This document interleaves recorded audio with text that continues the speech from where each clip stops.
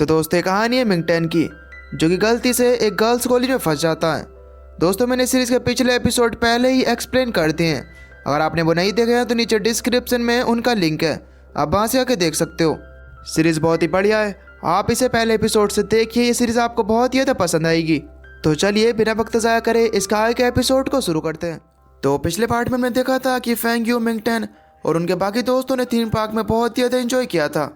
तो इस पार्ट की शुरुआत में मिंगटन अपनी प्रैक्टिस कर रहा होता है। इधर दूसरी तरफ फेंग यू बहुत ही दिनों बाद कॉलेज में आई होती है। उसे देखकर सभी लोग बहुत ही ज़्यादा खुश होते हैं और सोचते हैं कि चलो फाइनली आ तो गई। और मिंगटन की तो पूछो ही मत, उसकी खुशी का तो ठिकाने नहीं होता।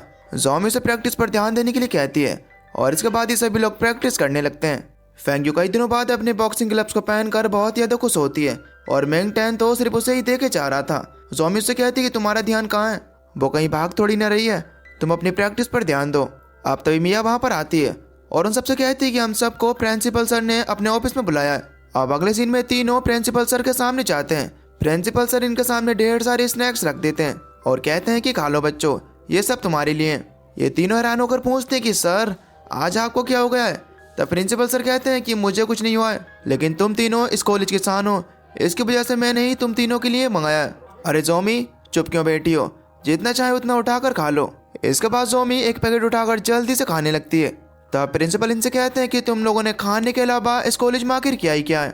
और ये सुनने के बाद तो जोमी अपने मुंह में रखा स्नैक नीचे रख देती है, लेकिन फेंग यू उनका मतलब समझ जाती है और कहने लगती है कि क्या कोई इवेंट होने वाला है। हाँ तुमने बिल्कुल सही पकड़ा, पास के स्टेट में एक MMA इवेंट होने वाला है, तुम्हें इस इवेंट के लिए अच्छी तरीके से तैयारी करनी है।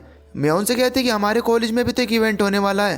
तब वो कहते हैं कि नहीं नहीं, तुम इस इवेंट पर ध्यान दो, क्योंकि इस इवेंट के जो ऑर्गेनाइजर हैं वो हमारे कॉलेज को फंड देने वाले हैं। और तो और इस इवेंट में तुम्हें देखकर बहुत से बच्चे इस कॉलेज में आने के बारे में सोचेंगे और इस तरीके से हमारे कॉलेज का प्रमोशन भी हो जाएगा। तुम्हें किसी भी तरीके से उस इवेंट में अपना बेस्ट देना है।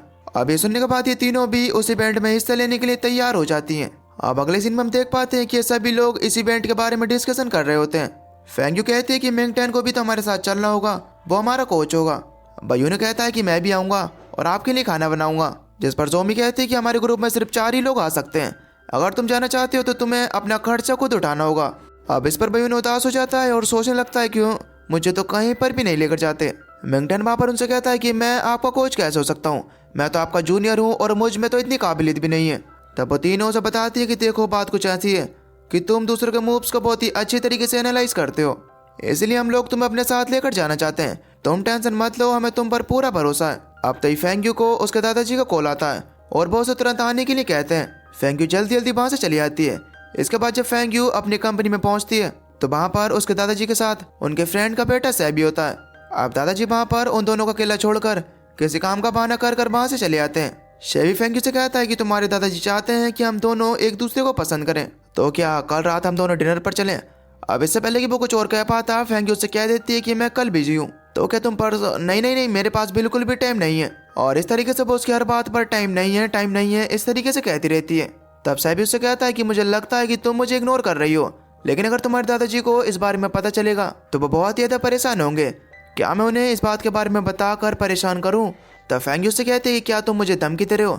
नहीं नहीं नहीं ऐसा बिल्कुल भी नहीं है, लेकिन तुम्हारे दादाजी को तुम्हारा बिहेवियर देख कर बहुत ही ज़्यादा बुरा लगेगा।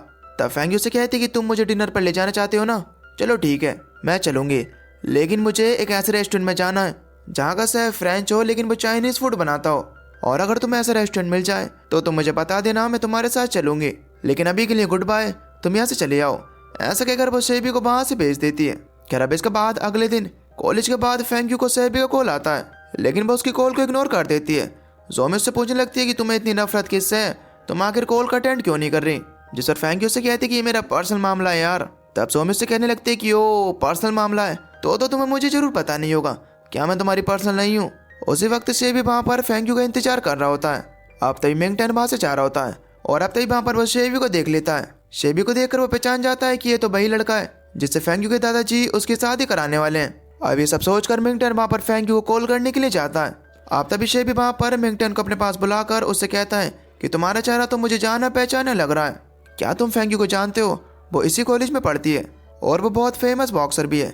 नहीं मैं उनको नहीं जानता, ये कहकर मिंगटन वहाँ से जाने लगता है। तभी शेबी कहता है कि न जाने कैसा कॉलेज है और लड़के को फाइटिंग सीखने की आखिर क्या जरूरत है। और ऐसा ही कुछ वो इस कॉलेज के बारे में अनाप शनाप बक रहा होता है। अब तभी मिंगटन उसके पास आता है और उसे कहने लगता है कि तुम अभी मार्शल आर्ट के बारे में कुछ भी नहीं जानते, इसलिए तो ये सब कह रहे हो। अगर तुम फाइटिंग को थोड़ा भी समझते ना तो तुम ऐसा नहीं कहते। अब इससे पहले कि शेबी वहाँ पर मिंगटन को कुछ कह पाता, अब तभी वहाँ पर जोमी और फेंग्यू आ जाती हैं। अब शेबी मिंगटन को छोड़कर फेंग्यू के पास आकर उससे कहता है कि मैं तुम्हारे यहाँ पर बहुत देर से वेट कर रहा था। तब फेंग्यू कहते हैं कि मैंने तो तुम्हें वेट करने के लिए नहीं कहा था। ओह, तो वेट करने के लिए नहीं कहा था तो कोई बात नहीं, लेकिन क्या तुम भूल गई जो फ्रेंच शेफ जो कि चाइनीज बनाता है? मैंने एक ऐसा शेफ ढूंढ लिया है जो कि फ्रेंच है और वह चाइनीज फूड बनाता है। जोमी फेंग्यू से कहते हैं कि तुम्हारे पास ही कितना अच्छा मौका है, तुम्हें इसके साथ जरूर जाना चाहिए। जोमी फेंग्यू को पकड़कर उसे कार में बैठाने लगती है। अब तभी जोमी वहाँ पर मिंगटन से ही पूछती है क्या तुम हमारे साथ चलोगे?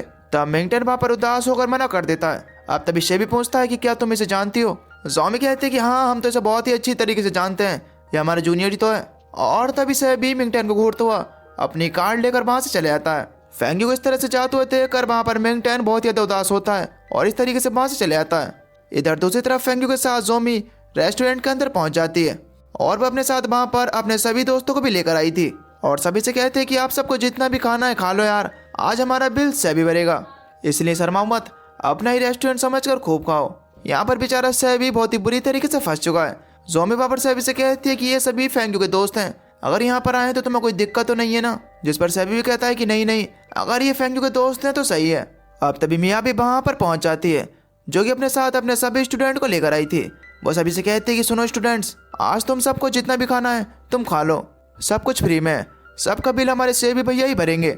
सेबी बेचारा सोचता है कि आखिर मैं कहाँ फंस गया, ये सब यहाँ पर क्या हो रहा है। अब ये सब बहुत नहीं था, बयूनो भी वहाँ पर पहुँच जाता है और वह अपने साथ अपने शहर के सभी लोगों को लेकर आया था। और वो सभी लड़के कहते हैं थैंक यू सेबी भैया, आपने हमें खाने का मौका दिया।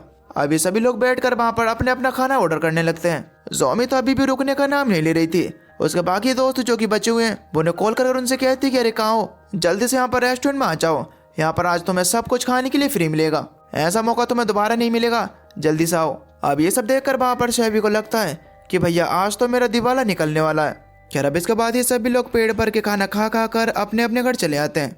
घर पर फेंग्यू जोमी से कहते हैं कि यार मुझे मिंगटन के लिए बुरा लग रहा है कि वो हमारे साथ नहीं आया। फेंग्यू वहाँ पर जोमी को ये भी बताती है कि एक दिन मिंगटन ने रेस्टोरेंट के अंदर मेरी खातिर सेबी के ऊपर वाइन भी गिरा दी थी और इसकी वजह से मिंगटन को उसकी नौकरी से भी निकाल दिया गया था।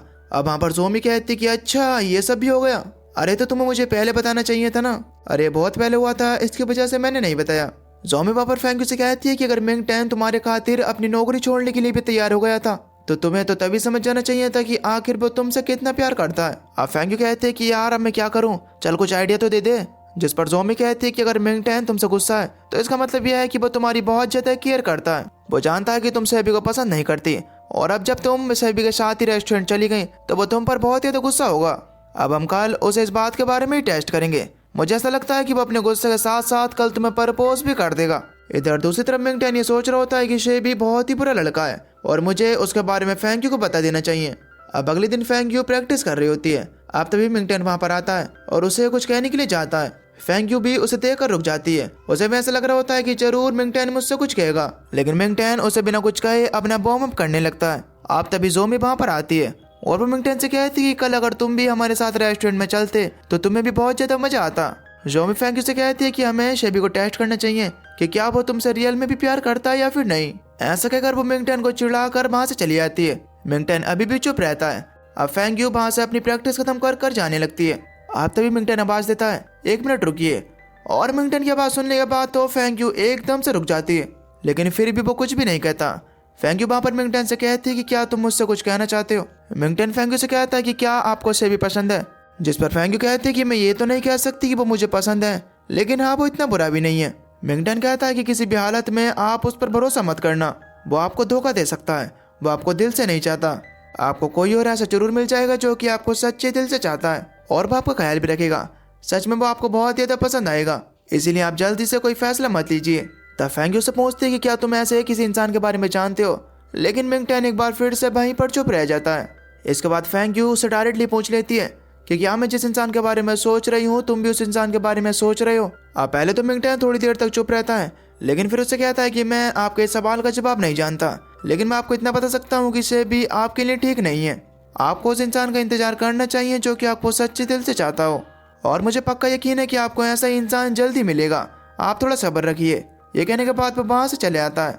फैंकी सोचती है कि लो, इस बार भी इसने अपना मुंह नहीं खोला। यार ये कैसा इंसान है, आखिर कोई इंसान इतने लंबे समय तक चुप कैसे रह सकता है। अब अगले सीन में सोमी फैंकी को डांट रही होती है कि अगर वो कुछ नहीं कह पाया तो क्या तुम्हारे मुंह में चने चब रहे थे? तुमने ये बात क्यों नहीं कही कि मिंगटन तुम ही वो इंसान हो जिससे मैं प्यार करती हूँ। इस तरीके से सोमी उसके ऊपर गुस्सा हो रही होती है। खैर अब इसके बाद रात में फैंक्यू मिंगटन के साथ अपने बाकी दोस्तों की थीम पार्क की फोटो देख रही होती है। वो सोच रही होती है कि अगर आज मैंने मिंगटन से अपने दिल की बात कह दी होती तो आज शायद मुझे पता चल जाता कि मिंगटन मुझसे प्यार करता है या फिर नहीं। इधर दूसरी तरफ मिंगटन भी थीम पार्क की फोटो देख रहा होता है और उसके मन में भी यही बात चल रही होती है कि क्या मुझे फैंक्यू से अपने दिल की बात कहनी चाहिए या फिर नहीं। खैर अब इसके बाद हम फैंक्यू को उसके दादाजी के पास देख पाते हैं। फैंक्यू के दादाजी उससे कहते हैं कि तुम्हें जल्दी इमरजेंसी में दुबई जाना होगा, यानी 15 तारीख को।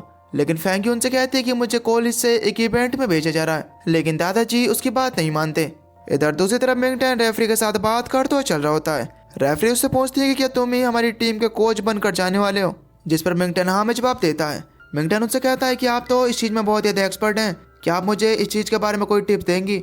रेफरी बताती है कि टॉप फाइटर ज्यादातर छोटी छोटी मिस्टेक के कारण ही हार जाते हैं, इसीलिए तुम्हारा काम ये होगा कि तुम अपोनेंट के वीक और स्ट्रॉन्ग पॉइंट को दोनों को नोट करो, उन्हें ठीक तरीके से एनालाइज करके तुम्हें हमारे फाइटर्स को इस चीज के लिए ट्रेन करना होगा, और यही एक अच्छे कोच की पहचान होती है। अब इसके बाद मिंगटन ये फैसला करता है कि वो दूसरे कॉलेज की ऑन जगह फाइटिंग मूवमेंट्स को देखेगा, क्योंकि वो भी एक टॉप लेवल की फाइटर है। अब ये सोचकर वो उनके कॉलेज में चले जाता है और वहाँ पर उनकी प्रैक्टिस को देखने लगता है। और दोस्तों इसी के साथ ये पार्ट यहीं पर खत्म हो जाता है। अगर आपको ये पार्ट अच्छा लगा हो तो वीडियो को लाइक जरूर कर देना, और अगर आपको इसका नेक्स्ट पार्ट चाहिए तो नीचे कमेंट में नेक्स्ट पार्ट टाइप जरूर करना। बाकी अगर आप चैनल पर नए हो तो प्लीज़ चैनल को सब्सक्राइब कर बेल नोटिफिकेशन को ऑल पर सेलेक्ट कर लेना, ताकि अगली वीडियो नोटिफिकेशन आपके पास सबसे पहले आ सके। तो चलिए बाकी मैं मिलता हूँ आपको अगले पार्ट में, तो तब तक के लिए till then take care, love you, bye bye.